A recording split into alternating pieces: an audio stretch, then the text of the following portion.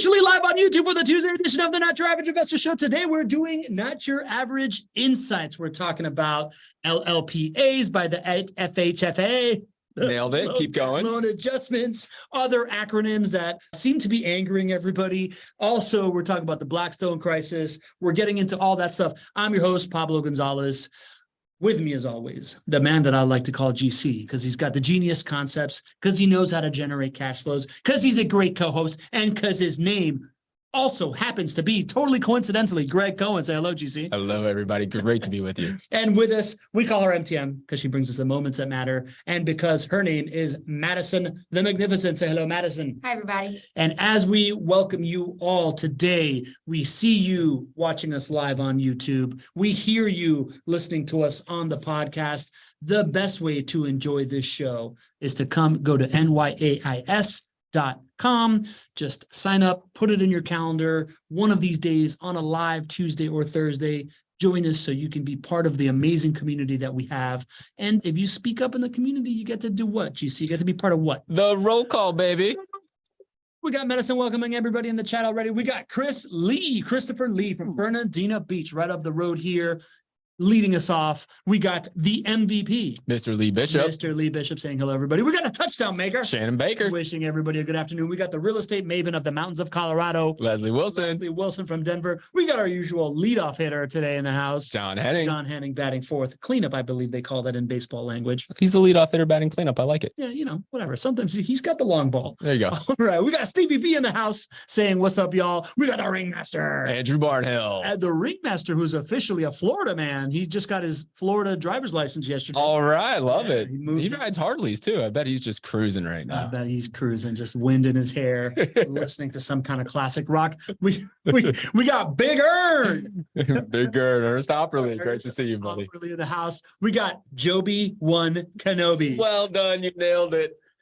Joe Bussey. Yeah. Joe Bussey recently closed on his property. Didn't know what we were going to talk about. I'm so excited. So many things about Joe being here. He's a new client. We were just talking about your journey, Joe, for being a part of the show and how that helped you feel comfortable making your first investment here with JWB. And I just think us nailing your nickname is probably just the icing on the cake right there. I feel really good about that. I just big ups. If you help me with a nickname, I will help you right back. I do my work in between shows, Joe. I hope you notice. We got our regulars, Rosalind and Gary Riley, the second family of the Not Your Average Investor Show from Marietta, California. I think we salute them. We salute you. Is that what we do? That is what we do. No more of this disrespect. We salute the first and the second family. We salute the first. I think we come up with something different for the second family, but it will not be. We don't know what to do. We're going to work on this one. Yes, but it's not a sign of disrespect. That's all I'm saying. We got Nadeem Shah with his trademark good morning, good afternoon from the West Coast. Good to have you in the house. We got Big Papa in the house. We love it when he calls in Big Papa. What's up, Pops? Good to see you, buddy. Jay Cohen, the father of one Gregg Cohen, sitting to my right. Who else we got in here in the house? We got the man. He's back. Noah Randari. Noah Randari from California, checking in on time. No, we missed you in the roll call. We got the early bird checking in. Mr. Dean Curry. Mr. Dean Curry, Columbus, Ohio. We got our favorite name to pronounce, Aaron O'Neill. Into the lights. Good to have you, Aaron, back in the house. Who else we got in here? We got Stephen Chimawalski. Well done. Yeah. You nailed it. I think so. Stephen, good to have you. Thanks for checking in. Welcome. I hope I didn't butcher that. A Probably lot of pressure on you, boy. We got Terry Ingram is back from Orlando, Florida. All right, Terry. Who else? We got Greg number one, the better Greg. Gregg Stone. Gregg Stone, howdy from New Jersey. We got Kelly Berenbaum, the fiduciary financial nerd. Friend.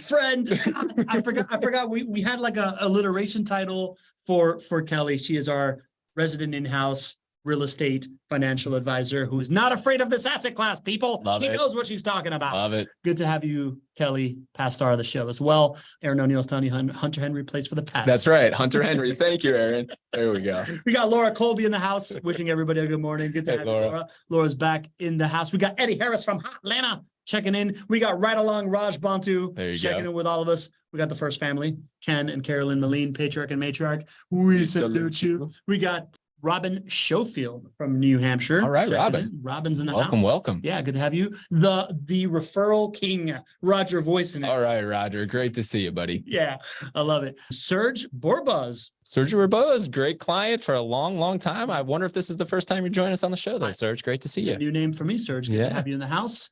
Katrina Fisher, second daughter of the first family, another Duchess. All right, there's never enough Duchesses in the house.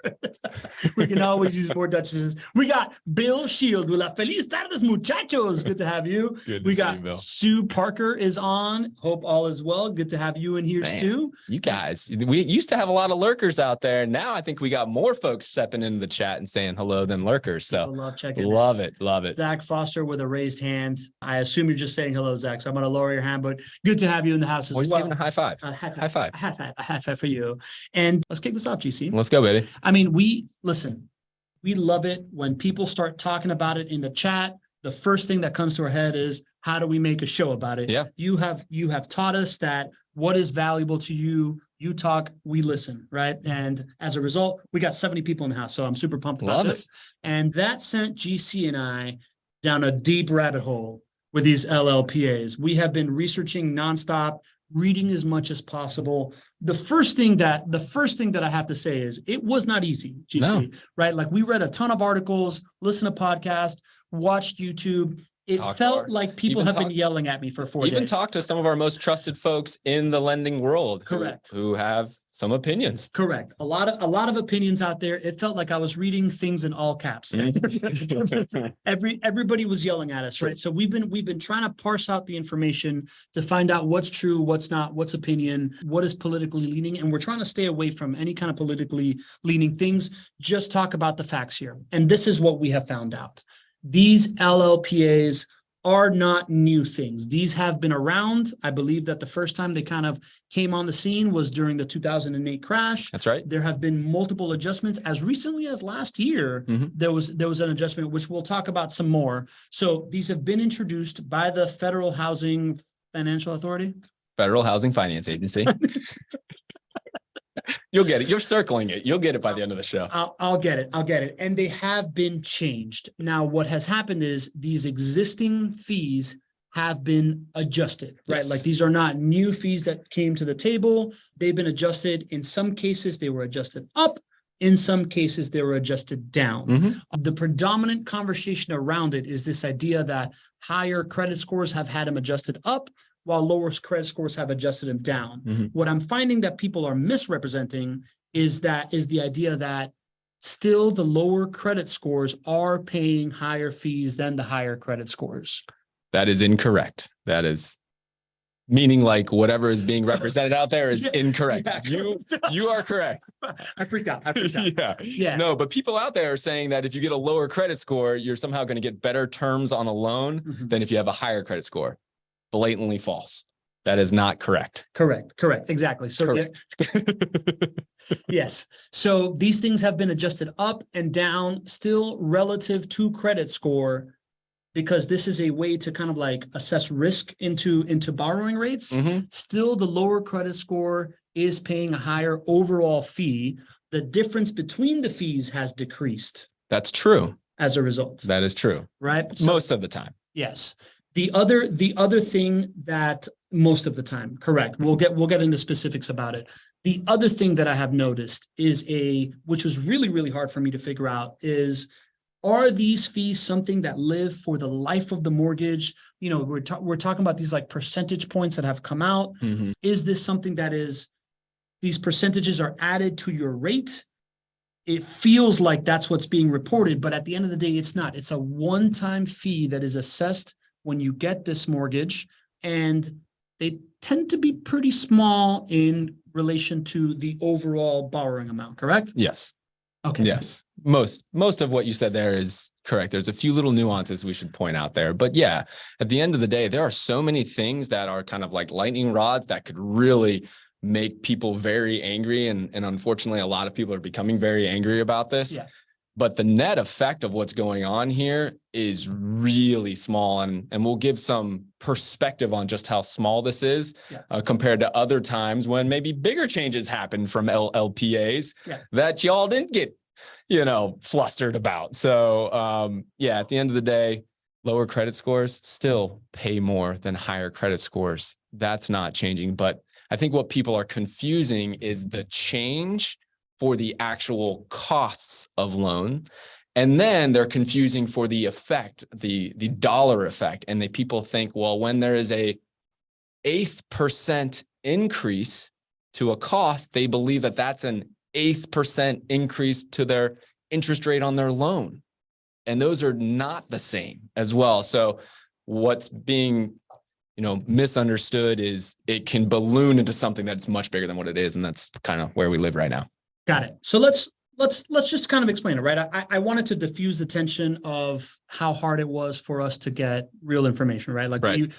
I think there was a lot of misconceptions around it. If you are like us and you were trying to do your homework, you had to trudge through a whole bunch of slop before you kind of got to these facts. It took us a solid 4 days and like 10 different things before we really, really understood it. And really it started to make sense last night. Right. Yeah. And on the way to work this morning, I was just verifying. I was like, making sure I get this right yeah. So why don't you explain it how you understand it? Well, so you mentioned that this is not new, right? This started in 2008, and this started when Fannie and Freddie were just getting pummeled with all of these bad mortgages, and they were becoming insolvent and became insolvent, and they needed to make more money. And so they had to charge more fees in order to do that. And, the way that they chose to do it was risk-based pricing, which I think makes sense. Instead of charging a fee for everybody, they looked at their elements of risk and they decided to add surcharges onto different loans based on how much you put down, based on what your credit score is, based on what the purpose of the loan is. And so this risk-based pricing model is what they adopt for these surcharges. And then over the last 15 years, at different points in time, they reanalyze the risk and they make certain changes. Mm-hmm. And so we've actually had about 18 months of changes that the Federal Housing Finance Agency has rolled out changes and has notified everybody that changes are being rolled out and then implemented those changes. This is the third round of changes that are being rolled out. So just to show everybody that this is not something new as far as changing things, and that risk-based pricing, I would think most people they think that makes sense. Yeah. Now with risk-based pricing, things change over time and certain things get adjusted. And when you start to look at the actual pricing of the costs, I think it's fair to say that the spread between what people who had lower incomes used to pay for a fee, between that and what higher incomes and higher credit scores pay for a fee, that spread is becoming smaller, right? But we are not changing the lending standards. We are not doing the same things that we did to lead us to the great financial crisis of 2008. We are not creating a situation here where you're incentivized to start missing your payments so that you could get a better rate on a loan for your house. None of those things are happening. And as we start to dig into the impact or the numbers on it, it's actually probably a lot smaller than what you guys are thinking. Got it. So, I want to start putting my investor hat on here. And the first lesson I'm taking away from you is, are we incentivizing bad behavior that's going to then cause a crash in the system? Sounds like a no. Sounds like we are adjusting a couple of things, but we're not incentivizing bad behavior from what it looks like. Correct. Which bad behavior creates a long-term risk as an investor. Right. If we were making it so much easier to get a loan and we were coming up with new loan products that you didn't really have to have income in order to get a loan, that would be a big problem. That's what we did in the run up to the great financial crisis. That is not what's happening here. Cool. Second clarification with my investor hat on is, this is a one-time fee, not a adjustment to your mortgage interest rate. Correct. Which would completely throw off ROIs, IRRs, and all the different things that not your average investors like to talk about out here. Correct. Right. Correct. The other thing that I'm reading in this thing is that it's a small enough one-time fee that at least in the short term, it feels like the mortgage provider is just kind of eating it. So the mortgage world, it is so hard to understand cause and effect of what actually hits your fees. And that's why, there may be an increased cost on one end, there could be a fee increase, but you don't necessarily see it. It's really hard to like strip out cause and effect here. And that's the way that this fee is. So like, for example, I ran some loan scenarios and I looked at the FHFA LLPAs and the pricing grid and all these things. And so for a borrower who puts down 25%, if your credit score is between 680 to 700, your fee is going to drop by 0.125%. Okay. If you are a borrower and that you put 25% down and your credit score is over 780, your fees are also going to drop 0.125%. So this isn't being talked about, but this is not uniformly those who have a better credit score are having to pay more, and uniformly those who have a lower credit score are paying less. No, there are scenarios here where a 780 credit score actually is going to see a drop in their fees, just as a 680 credit score is going to see a drop in their fees. Now, I will say though, generally speaking, it is weighted more towards those who have a lower credit score, seeing a small drop in the surcharge that FHFA is going to start charging. So generally speaking, but it's not across the board. And I think that's important for people to know, these claims that all of a sudden high credit scores are going to be bearing the cost of the low credit scores. It's just not accurate when you look at the pricing grid. Got it. So on both ends of the spectrum, there are drops. And then as you get kind of in that tighter section between like 720 and, like 700, I'm looking at the notes here, right? Like 700, 720, 740, 760, then that's when it's kind of like the magical numbers are going up and down. And well, so let me take generally speaking, like 680 or 700 credit score in the research that I did, you're seeing a small drop to your costs. I mean, we're talking about hundreds of dollars of cost here, not tens of thousands of dollars over the life of your loan, right? We're talking about a one-time hundreds of dollars, right? And then generally speaking, those who have higher credit scores might see a surcharge of hundreds of dollars maybe added to their loan. But here's the thing, this goes through so many hands before it actually gets to you as the consumer, right? This is what the FHFA guidelines are. So this will be charged on loans, but then banks also have to think about supply and demand for who's taking their mortgages. Banks can just decide to eat these few $100 or whatever the number of $100 it is of the impact here. So it's, in talking with our mortgage professionals, it seems very likely that there may be no net effect to the end consumer when you're talking about these really small increases to the LLPAs. And if you're not sure what LLPA stands for, loan level pricing adjustment. Thank you. Gosh, I almost forgot it. So very small impact here, even if these costs will be passed along to you. Lenders can charge it on origination fees. They can bake it into the interest rate of the loan, but it's going to be small. And then even if they do that and they charge, then if the market can support charging it, the market may not, right? Like they may decide just to eat it because we're in an environment right now where interest rates are higher than people want. So may just dip into profitability of mortgage brokers and banks here. So much that is being talked about, which at the end of the day, there are so many more important things to be worrying about as an investor than getting frustrated about this, is my opinion. Correct. And we're talking about, we're talking about it from the retail standpoint and all that stuff. Point blank, as an investor that's looking at JWB, we're talking about like a $200 to $500 one-time fee.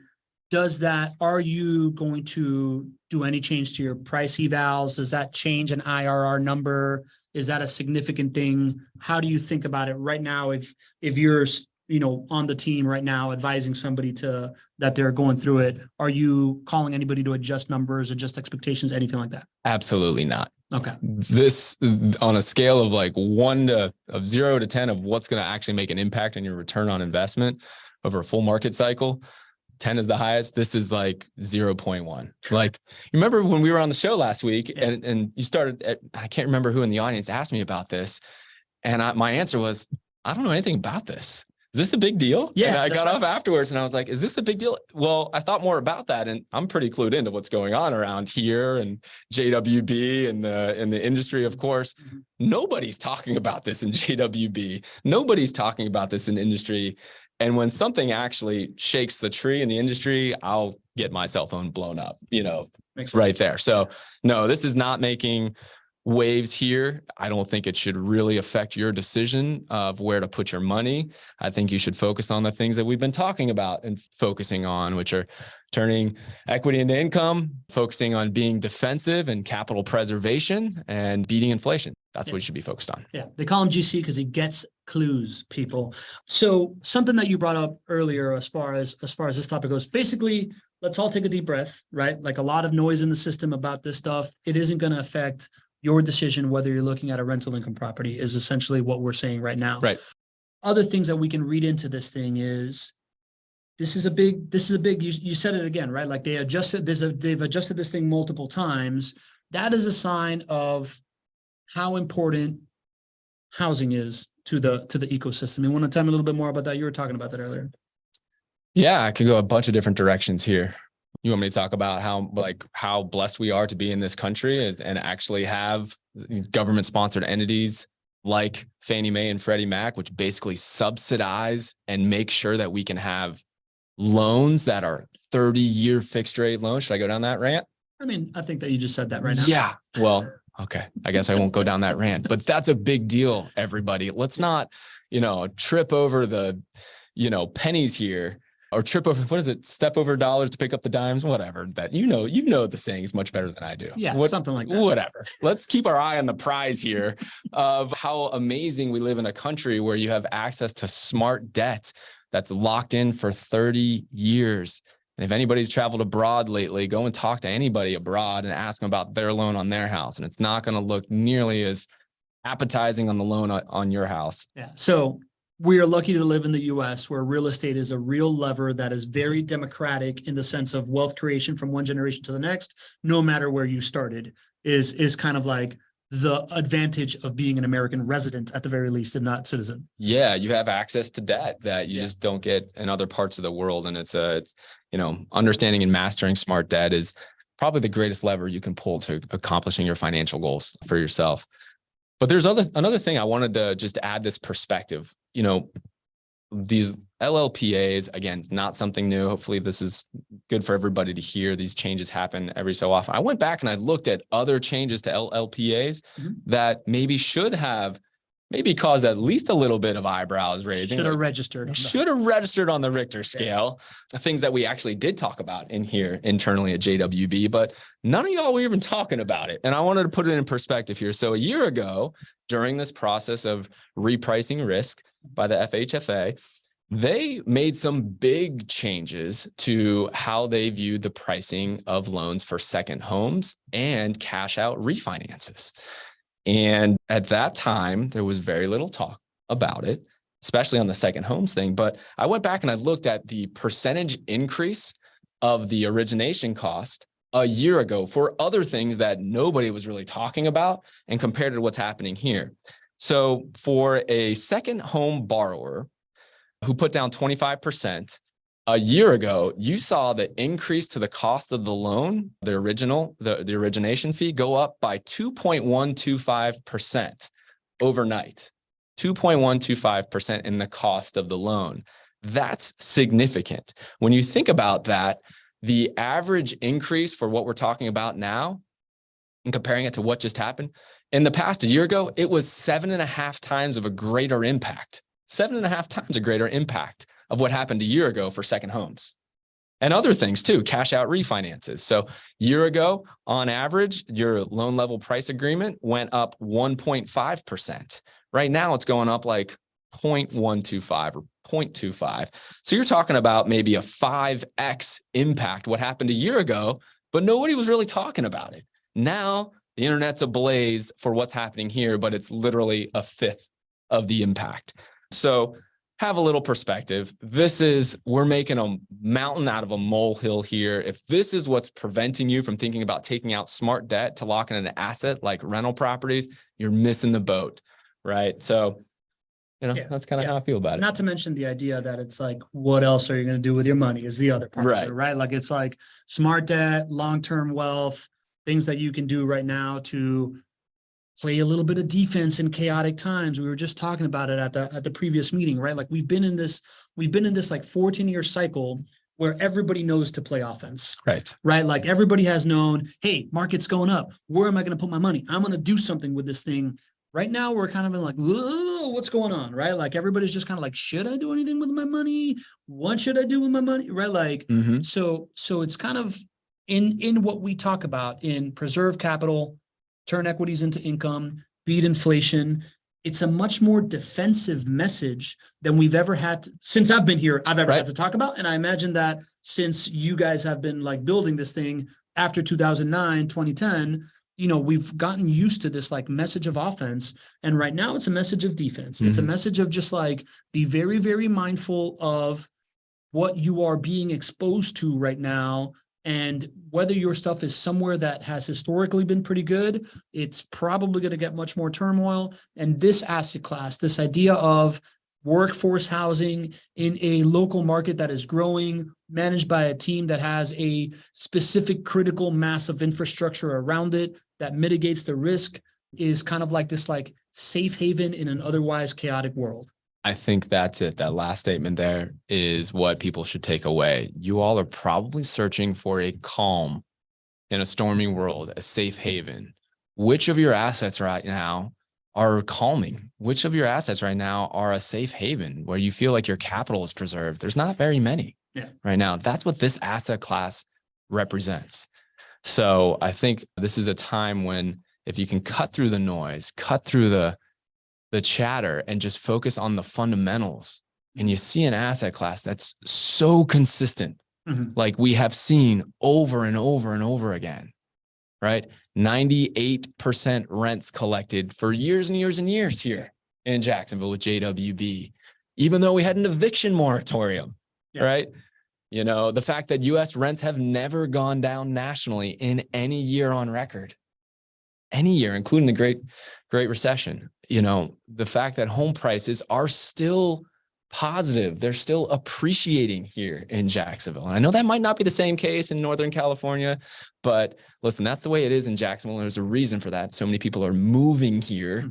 So we're not just lucky, we're thoughtful, we're strategic about it. When you can find an asset class like that, you don't have to check the stock ticker. You don't have to worry nearly as much as you're probably worrying about your other asset classes. And I hope that connects with some people. And even Lee brings up in the chat, maybe bonds. Yes, bonds, you're not gonna whatever, but you're still gonna lose out to inflation, right? Like, so it's the first time in a while that's like, even bonds, you're losing a certain amount of money.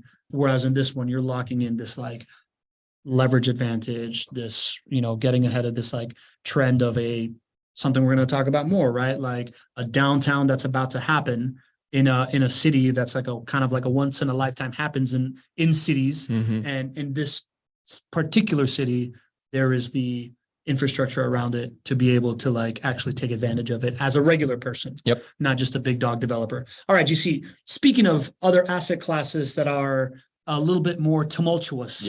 We're going to get into the Blackstone crisis, but I want to hit a couple. We got some good Q&A right now. Love it. So let's hit that. Lee Bishop, you may have heard of him. He's the MVP. I do know the MVP very well. He asks, have you heard about a new 40-year loan for FHA? I just want to hear what your initial thoughts are on this change to save a couple of $100 per month. How is that going to be a burden instead of a benefit? I read about it in passing. I didn't 100% do a deep dive. So if others have more information, I gladly would love to have you post that or chime in here. And this was just reading a few articles. The FHFA is not coming out with a 40-year loan for single family residential properties. They're not doing that. What I believe, and again, help me out here if I'm not 100% accurate here, is that they're giving lenders the opportunity to renegotiate to 40-year terms if that is a requirement for, I don't know, a loan workout or something of that nature, but there's not going to be 40-year mortgages is what I read. Again, I'm not 100% accurate. I usually try to do a whole bunch of research before I take a stand, but I'd be really shocked if that's not the general vibe. And again, if anybody knows and wants to post an article there in the chat, feel free to chime in there. Awesome. Jillian Noel says, I listened to a podcast where the host said you, the investor, will run out of money.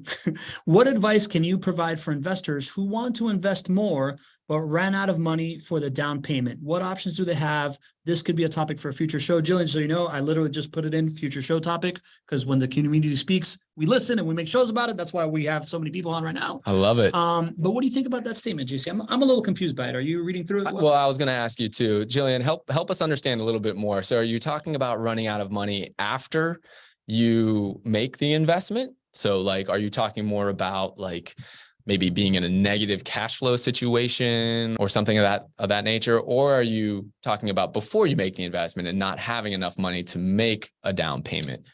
Jillian says, thank you. Yes. After. Okay. So we're worried about, the ongoing expenses of rental property investing, right? Mm-hmm. Great topic, Jillian. Thank you so much. In fact, we just did a class on this. That's right. So we'll be releasing that in the coming future, not too far from here. But setting up this investment with the correct expectations on the front end is so important. That's why you have to work with a world-class team who has significant experience doing this. And they also have significant data to back up their expectations. That's what we do. So we run reports and analysis on over 3,000 properties that we have sold to clients to make sure that their cash flows are continuing to grow over time instead of going cash flow negative, which could lead to some stress and potentially running out of money. So you got to know your numbers up front. You do that by working with a team who's put their own money in it before and who's managed it for 17 years for us. But when you have that, it's not that hard. It's not something you have to be scared of, right? These numbers come back to the norm. So like, for example, on the maintenance side, you understand that on a new construction home, you hold back about 4% of the cost or 4% of the rent that you collect in terms of a maintenance cost every single year. For vacancy costs, the same thing. It's the amount of rent that you're not able to collect because the home is vacant. Well, that's about 3% of the rent collected. So you start to manage to these expectations and then you prepare for it as well. So we make sure that the investments that you're purchasing can absorb those costs and still produce positive cash flow. And that's certainly possible. But then in addition to that, we set you up to make sure you have the right reserves in place, because if there's a rainy day, we want to make sure that this money does not come out of your, let's call it your operating account for your family. When you have to start taking money away from your family expenses to pay for an unforeseen rental property expense, you're not going to be a happy camper. So there are so many things you can do. Number one, work with the best team. Number two, know the data, prepare appropriately, buy the right asset would be number three that can support the costs. And then, number four, make sure you have reserves for a rainy day. You'll be in a good spot. Yeah, man, that really shined through in the class that we put together that's coming out here soon, is the idea that most people, when they're offering you an investment, they're giving you assumptions. Like a large part of the assumptions come from a book that they read, right? What people have said in the past, whatever's easiest, when in reality, this idea of getting a good return on a rental income property comes from performance, right? The ability to perform. And the only way that you get good at performing is by practicing, right? And the fact that you guys manage 5,000 rental properties, you've sold 3,000 of them, and you have this normalized data set that makes your assumptions better than other assumptions. Yeah, at least they're based on data. It's based on past performance, right? Which is really, really significant. So I think that's one thing. And Jillian is saying, she wishes she would have invested with you guys. There's still time. There's still time. Don't worry. That being said, so if I am someone like Jillian who invested with somebody else, and maybe that asset has run out of money, what advice do you have to give there? Like, I feel like you and me have spoken in the past that, hey, over the last 2-3 years, there's been a ton of home price appreciation, right? So like, what are the options for people that had invested somewhere else? Is it time to move it to something that's performing? Should you keep it there? What do you think of that? It's really, really popular choice right now. I mean, I think it comes back to how you should make the decision. Your number one deciding factor should be the team, right? You should find a team that you believe is worthy of your trust and can hit their performance expectations. And so if you find yourself in another property and somewhere else, even if it's right in your backyard, but you don't have the team to support it, find the team that you believe in. And then when you find the team that you believe in, understand the market that they play in, because that can help juice your risk-adjusted returns on investment by investing in a population that's growing. And then when you do number one and number two, number three will take care of itself, which is property selection. So I see a lot of that. We have clients. I mean, I think of Leslie Wilson. Yeah, right. That's right. That's Leslie's story. Leslie shared her story at our latest Not Your Average Investor Tour meetup here. And she talked about how she's, experienced a lot of pain working with another property in another market. And as soon as she could, she realized that she found a better team here with JWB. She sold those assets, and then she moved those assets over to us with Jacksonville, bought new properties with us. And, she's a walking success story, and she's here on the show too. So that just because you're stuck or you feel like you're stuck with poor management over there, this is actually a great time. Yeah. You don't normally have this opportunity, which I love how you pointed out, you've had so much home price appreciation over the last couple of years. You're probably in a spot where you can just say, hey, listen, that team's not for me. Probably end up making money on that investment with the appreciation, and then move it over to a team that you feel like can support you. GC, what I echo with there is the idea that it's really, you might feel like you have this like sunk cost in the purchase. Right. You already made that decision. So it takes effort to think, well, I got another decision to make here, but you do have another decision to make here, right? Like I also think of the idea, we talked about this a lot during the class. It's like, buy the property once, but this experience is forever. Sure. Right. So like, man, if you think it sucks now, it's not going to get better, and that's going to stay in your life. Right. Yeah. And then I also think about what we keep talking about, preserving capital and turning equity into income.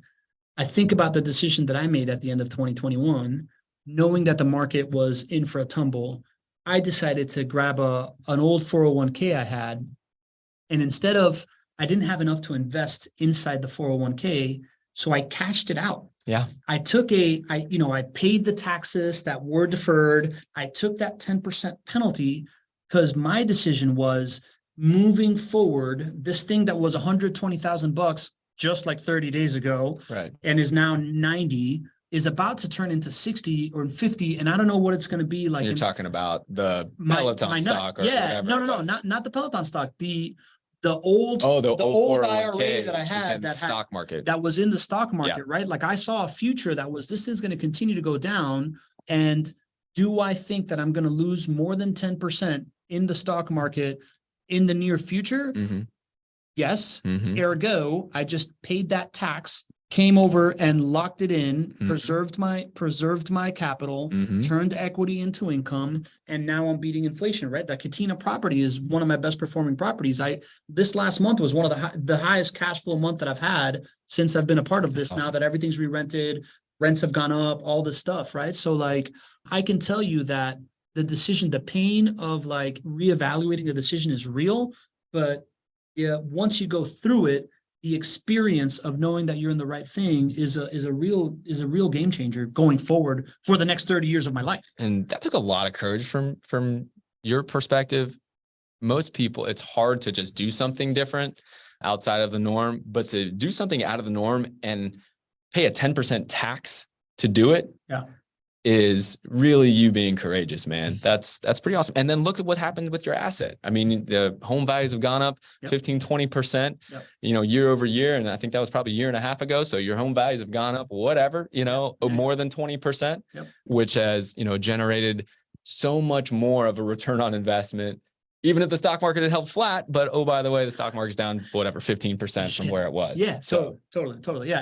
And again, value of the community, being surrounded by the cognitive bias of people making these decisions and thinking like financial engineers is the only reason why I was able to do it.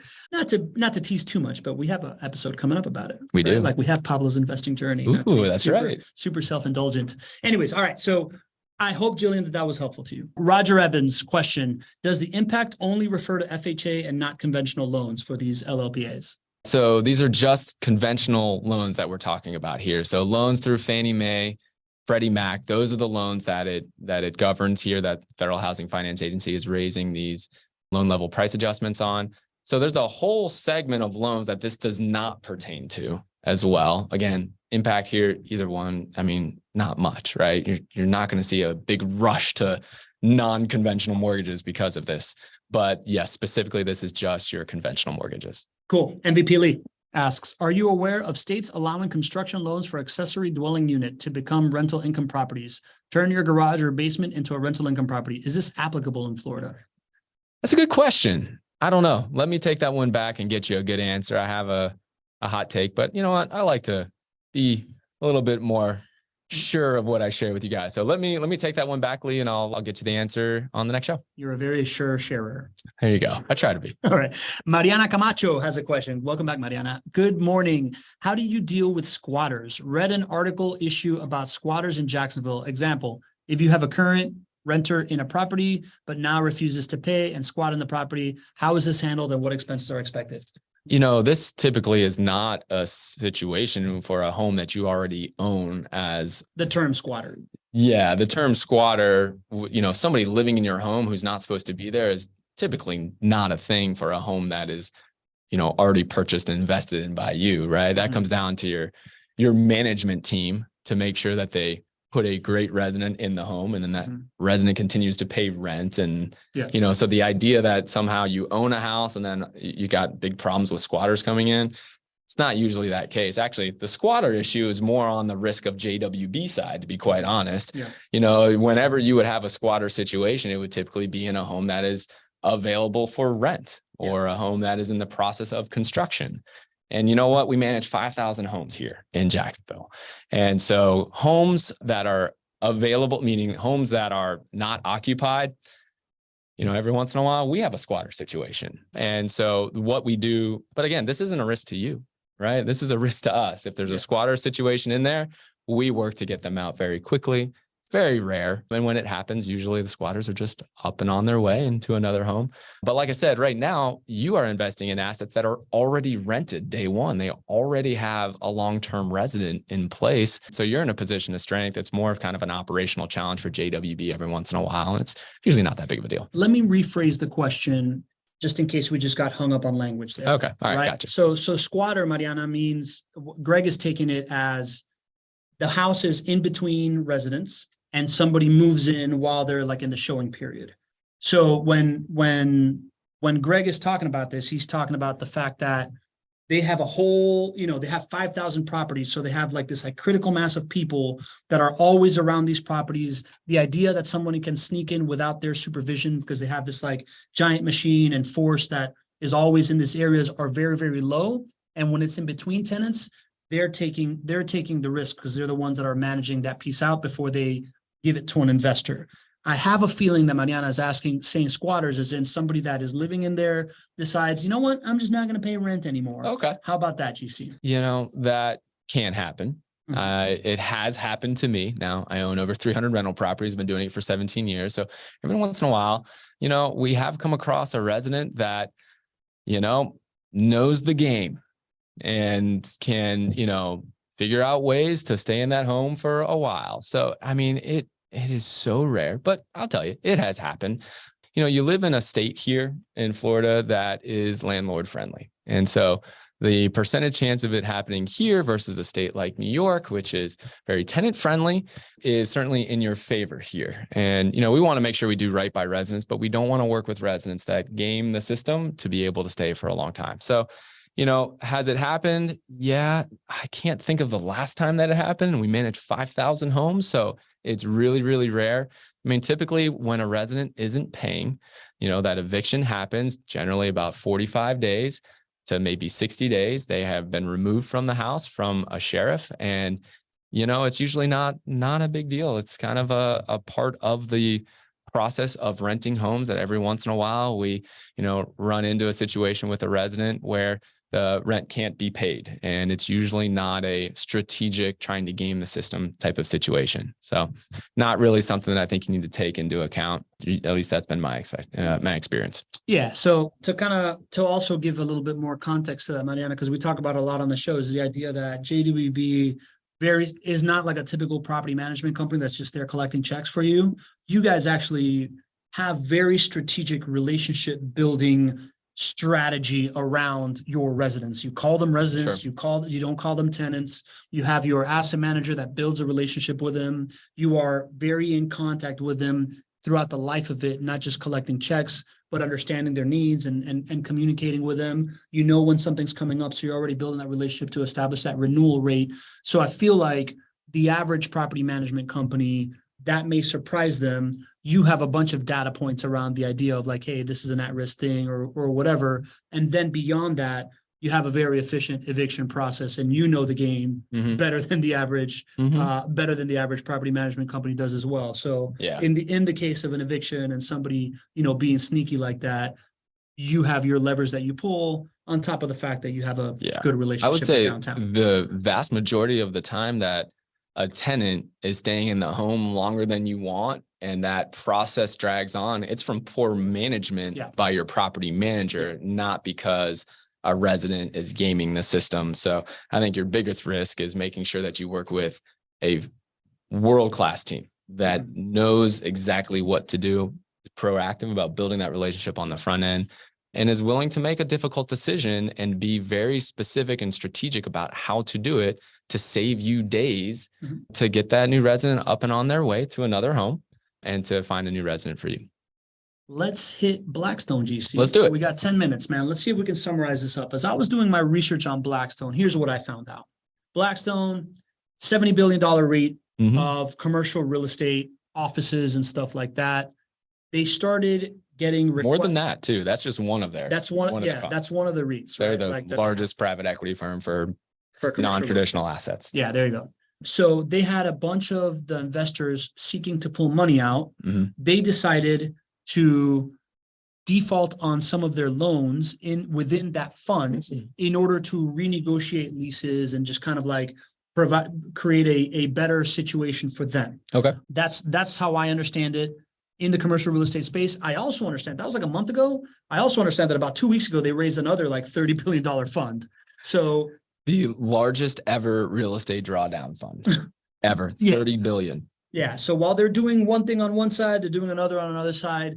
Seems to be the telltale signs of a very talk about somebody that knows the system. Yeah. Right. Like they are engineering the system to do what they want. But this created a big thing in the commercial real estate world. And I'm curious to know kind of like, what do you think of that? And let's talk about it and if it affects the residential real estate world as an investor. Well, I think it's noteworthy, but you got to look at what they're doing. What assets are they divesting out of and what assets are they investing in? This is really interesting. So their REIT made a lot of headway or a lot of headlines because it sold 2 California office properties at 36% below what they paid for it. Blackstone didn't get to be Blackstone by selling it at a loss of 36% versus what they paid for it. Yeah. They've got another $325 million loan on a Las Vegas office property that hit special servicing, which is where they're doing loan workouts and things like that. I think that's what you're referencing right there. So on the commercial office side, things are not working exactly as planned, is fair to say from Blackstone's perspective. They've made a big move to diversify out of commercial office since 2007. In fact, their holdings of their funds was 61% commercial office in 2007. Now it's only 2%. So they are getting out of that game. Yeah. Right. And now they raised 30 billion for the largest fund, which was surprising to me. That's 80% concentrated in logistics, rental housing, hospitality, lab office, and data centers. All right. So they're financial engineers to the max, right? They are just moving their assets around to find the best risk adjusted return. Now, when you start to work at the scale that they are, they move the market. Right. And that's why I think a lot of people are, in essence, trying to pull their money out of their REIT, which is largely focused on commercial office. And the rest of the commercial office world is reeling as well. So I think that's really the headlines. I think that is really something to take notice for investors out there. But there's a lot of differences between commercial investing and single family investing. And there's a lot of differences between commercial office investing and other commercial investments as well. And so I think it's something that we should probably talk about here.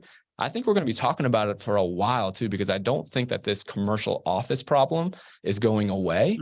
I think it's going to become bigger and bigger, but I think we need to really understand the differences and why single family rental properties are risk mitigated for some of the things that are causing excess risk for commercial office. Man, I just keep going back to this like necessity thing, right? Like, are you investing in necessities? I believe that commercial office space has moved into not a necessity territory, Right. I believe that retail has become a not a necessity territory. The stuff that they're moving into, right? What is it? Logistics, data centers, necessities. Yeah. Right. Like we're still going to need that stuff. Hospitality. I don't know. Maybe. I don't know if Airbnb one's out or not, like We'll see. And still like akin to the seasons, right? Like hospitality will go up and down based on the economy because it's discretionary income to a certain extent. Lab offices, medical offices, necessities, but they're also going into rental housing. What do you know? Right? Because at the end of the day, the affordable housing, the workforce housing demo is something that will always be a necessity. We will always need teachers and nurses and people that work at Amazon shopping, like fulfillment centers, and at the port and at the airport. We're always going to need those folks. And those folks tend to be the ones that get screwed out of growing markets all the time. I lived it in Miami, right? The person that can't afford a $500,000 home and can only afford, in a much lower kind of income bracket price point of a home is the last person that developers tend to be developing for because it generally requires incentives or whatever. And that's why, to me, when it was one of the big reasons that attracted me to this asset class, right? It is the fact that you guys figured out how to build infill lot, single family homes without needing to go out and develop, 300 tracts of lands or whatever.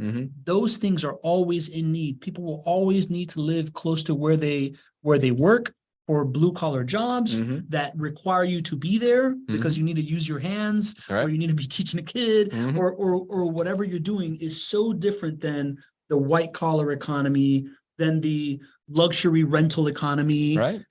Yeah. I mean, we talked about the different ways to mitigate risk, right? Yeah. This asset class mitigates risk because it has utility. People need a roof over their heads, right?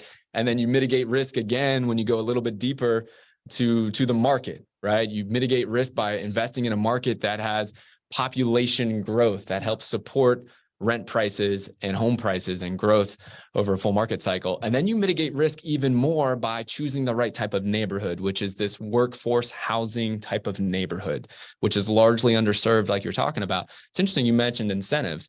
Most of the time, the only way that housing is built for workforce housing is through the use of incentives. JWB doesn't use incentives to build workforce housing, which is great for the overall city.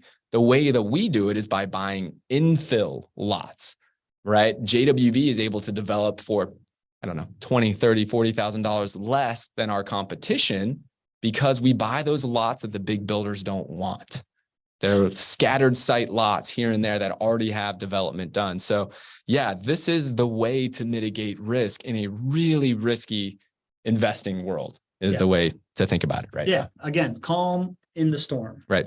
Right. Like I also think about, you said it, right? The asset class, real estate, generally risk mitigated, the market that's growing, that is the beneficiary of all these trends that got accelerated by COVID and aren't going anywhere, risk mitigation, the workforce housing segment, right? Like the people that this is an absolute necessity to, and they will always exist in the economy and the jobs will be there and they want the best kind of like living situation for their income class, risk mitigation. The idea that you don't need incentives and you don't need to be at the whim of whatever local political system, or state political system, or national political system is there, risk mitigation as well. Love that. Yeah. Love that for everybody. Yeah. We want to build without incentives. I want incentives to be not necessary in Jacksonville, right? So there's a couple of things that I wanted to point out before we wrap up here on this commercial thing. By all means. Well, thank you. Even if you didn't let me, I was going to do it because it's really, really important stuff. I want you guys to be taking note of this because I think you're going to be hearing more and more about this stuff coming down the pipe. many people don't realize is that commercial loans are very different than single family residential loans. Everything's different. In the single family world, you typically have 30-year fixed rate loans. In the commercial world, usually not that way. In fact, your loan terms might be 5 years or maybe 7 years or maybe less. And your interest can be adjustable. It's very common for it to be adjustable. So it's kind of like the wild, wild west of mortgages compared to single family, which is just plain vanilla. Well, this is important to think about because a lot of commercial mortgages were taken out, call it somewhere 3, 5, 7 years ago. And now a lot of those are coming due. So according to John Burns, Real Estate Consulting, over 30% of commercial real estate loans are coming to maturity in 2023 and 2024, almost a third. Now, this is from Moody's. Of those loans that are coming due in 2023 and 2024, 40% of these loans will require additional equity. So if you're a commercial real estate investor, what you hope to do is when that commercial loan comes due, that you can just refinance it and tap into the equity that you earned on this loan. Now, commercial office right now, property values, according to John Burns, have dropped 28%. It is the worst segment of commercial. Overall, commercial property values are down about 15%, according to John Burns. So at a time where a third of the loans roughly are going to be coming due this year and next year, this is also the low point of property values so far for commercial office specifically.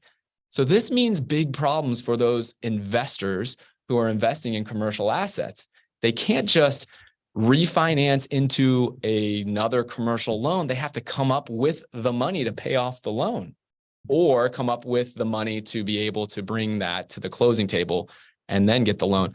Bad news for the commercial office space sector. So I do think that there's going to be some pain that's coming there. John's been talking about it a lot. There's some talking heads out there. And this is one of those times where I think those talking heads are actually right when they're talking about commercial office specifically.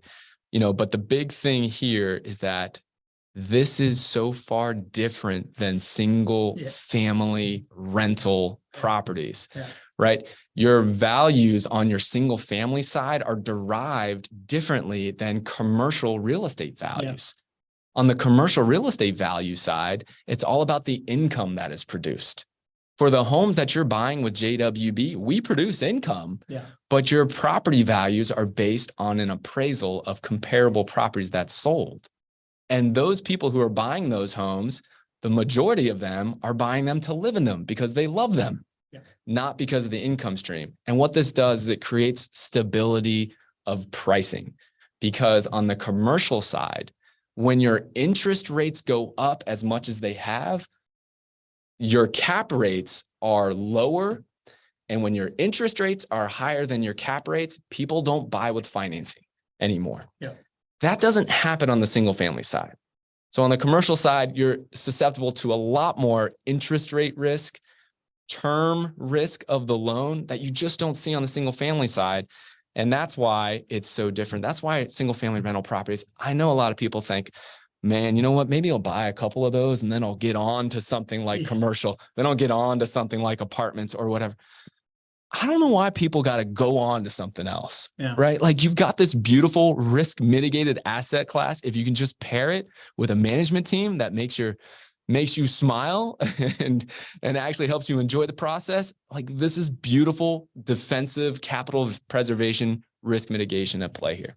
I mean, you want to talk defensive, the idea, like I hear variable interest loan and my heart rate goes up from 2008, right? Like if you are counting on a mortgage rate, if you're counting on something to perform in the short term and you are really there, for that, because at some point your cost is going to go way up, man, that's really, really scary right now. You either got to bank on home price appreciation or asset price appreciation, or your costs are going to go way up. Or your costs are going to go way up, right? Like the idea, after recording this class, right? Like one of the biggest things that I find attractive here is locking in a rate for 30 years that you set and forget.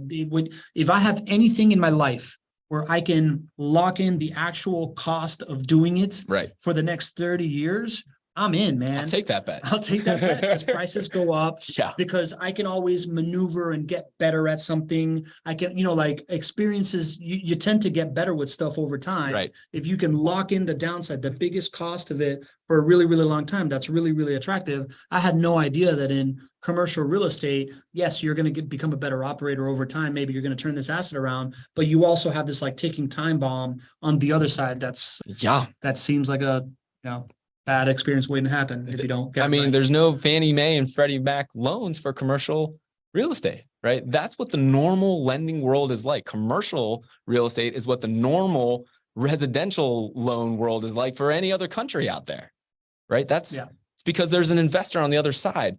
And without some subsidization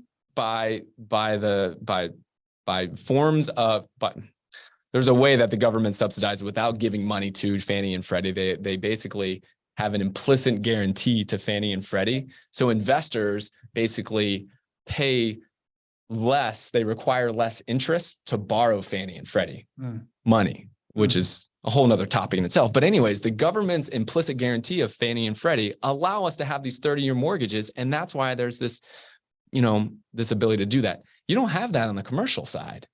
And so on the commercial side, people still invest in real estate because, the assets go up over time, over full market cycles. It's just more risky. And I think that risk is getting hit. It's going to have kind of a double whammy because the costs are going to go up tremendously, like we've been talking about. And the demand for commercial office space is waning, is different. It's just everything's in flux there. So big challenges on that side. I think it's going to be a growing topic. I think we had an aha moment today, right? Like this idea that psychologically we have all been indoctrinated into offense for the last 14 years. And I think we really need to get louder about playing defense going forward, right? Like just really the importance of risk mitigation over the next couple of years, of preservation of capital over the next couple of years.